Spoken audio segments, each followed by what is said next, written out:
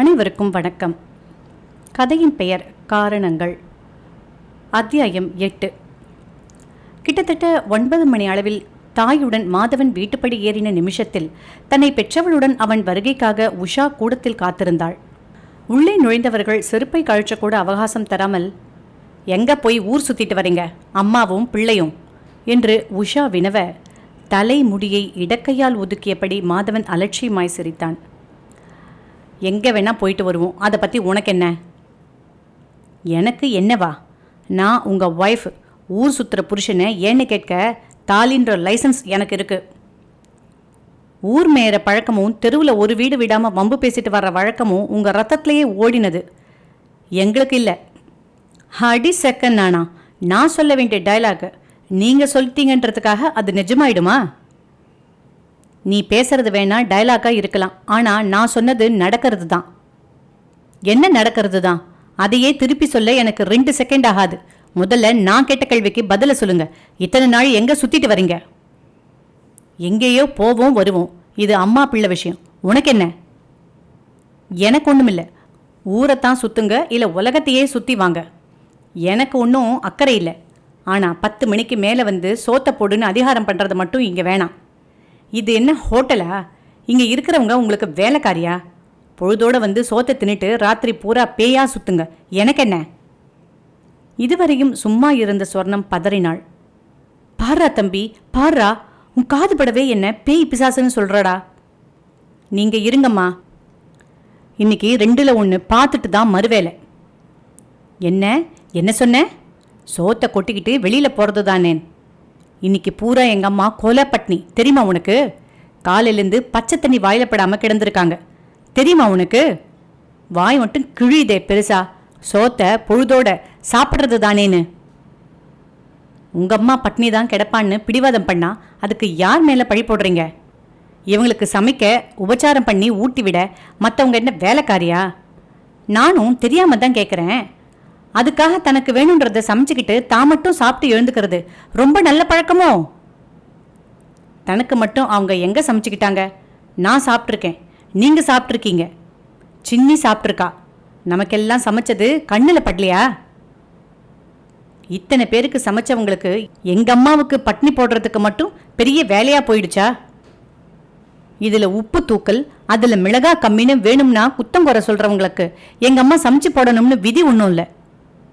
ஆயாவை முட்டை வாங்கி வர சொல்லி தோசை ஊற்றி சாப்பிட தெரிஞ்சவங்களுக்கு தனக்கா ஒரு சாம்பார் ரசம் வச்சுக்க தெரியலையா? இதற்குள் சமையல் கட்டுக்கு தண்ணீர் குடிக்க சென்ற சொர்ணம் கையில் 2 டப்பாக்களுடன் வேகமாய் வந்தாள். பாடுறா மாது, நாம அந்தண்ட போனதும் இவன் மகளுக்காக செஞ்சு வச்சிருக்கிற பலகாரங்களை எங்கதான் பதுக்கி வச்சுட்டு அம்மாவும் மகளுமா தின்னு தீப்பாங்களோ. ஐயோ ஐயோ, என் மகன் சம்பாதிக்கிறதெல்லாம் இப்படி அநியாயமா வீணாகுதே, கேட்பார் இல்லாமையா? இப்போது ஒதுங்கி நின்றிருந்த பாகீரதி சீற்றத்துடன் முன்னால் வந்தாள். உங்க மகன் மட்டும் சம்பாதிச்சு இந்த குடும்பம் நடக்கல, என் மகளும் உடம்பு தேயை சம்பாதிச்சு காசை கொட்டுறா, நினைப்பு வச்சுக்கோங்க. அதுக்காக டப்பா டப்பாவா இப்படி பலகாரங்களை பண்ணி கொட்டிக்கிறீங்களே, இது அடுக்குமா? நீங்க மட்டும் முட்டையும் கறியும் கோழியும் ஆயாவை வாங்கி வர சொல்லி மத்தியான பொழுதுல நான் அந்தண்ட இந்தண்ட போயிருக்கிறப்போ முழுங்குறீங்களே, இது ரொம்ப நியாயமா? இதுக்கு மட்டும் பணம் தோட்டத்தில் விளையுது இல்ல? உட்கார்ந்திருந்த மாதவன் எழுந்து நின்று கத்தினான். நான் சம்பாதிக்கிறேன், எங்க அம்மாவை வாய்க்கு பிடிச்சதை வாங்கி சாப்பிட சொல்றேன். இதில் அனாவசியமா நீங்க தலையிடாதீங்க. எனக்கு என்ன பயம்? இப்போ கூட நாங்கள் புகாரிலேருந்து தான் வரோம். பில் எவ்வளவு தெரியுமா? 28 ரூபா. அப்புறம் உங்களுக்கு இவ்வளவு திமிரு இருக்கலாம்னா சம்பாதிக்கிற நான் மட்டும் ஏன் அடங்கணும்? நானும் 1000 ரூபாய்க்கு மேலே சம்பாதிக்கிறேன். இன்னைக்கு என்னம்மா செஞ்சிருக்க? ஓமப்படியும் பர்பியுமா? நாளைக்கு 1/2 கிலோ பாதாம் பருப்பு வாங்கித்தரேன், ஹல்வா பண்ணு. ஜமாய், நாம யாருக்கும் குறைஞ்சவங்க இல்லை, ஞாபகம் வச்சுக்க. மாதவன் தலையில் ஓங்கி அடித்து கொண்டான். தப்பு பண்ணிட்டேம்மா, தெரியாம தப்பு பண்ணிட்டேன். எதையோ குளிப்பாட்டி நடுக்கூடத்தில் வச்சாலும் அது வாழை குழைச்சிக்கிட்டு எதையோ தின்னத்தான் போகும்னு சொல்றது என் விஷயத்துல சரியாயிடுச்சு. தன் புத்தியை காமிச்சிட்டாங்க பத்தியா? உஷா, நாமெல்லாம் நாய் ஜென்மமா, மாப்பிள்ளை சொல்றார், கேட்டுக்கிட்டியா? இருந்துட்டு போறோம்மா, அதுக்கு நன்றியாவது இருக்கும். இவங்க மாதிரி கண்டதை தின்றவங்களா இல்லாத வரைக்கும் சரி. உஷா, கோபம் தாழாமல் மாதவன் கத்த, இந்த கத்தலுக்கெல்லாம் நான் பயப்பட மாட்டேன். ஓட ஓட விரட்டுறவங்க கிட்ட எதுக்காக பணிஞ்சு போகணும் என்று பதிலுக்கு அவளும் கத்தினாள். ஓடவும் விரட்டல, குனியவும் குட்டல. யாரை குத்தம் சொல்லி என்ன பிரயோஜனம்? என் வீட்டு சோத்தை உட்கார்ந்து திங்கறீங்க இல்ல, அதான் கொழுப்பு. சும்மா ஒருத்தரும் உட்கார்ந்துட்டு திங்கல மாது, வார்த்தையை அளந்து பேசுங்க. பின்ன எதுக்காக உங்க அம்மா எல்லார்கிட்டையும் போய் நான் இந்த வீட்டில் சம்பளம் இல்லாத ஆயான்னு சொல்றாங்களாம்? அதுல தப்பு என்ன?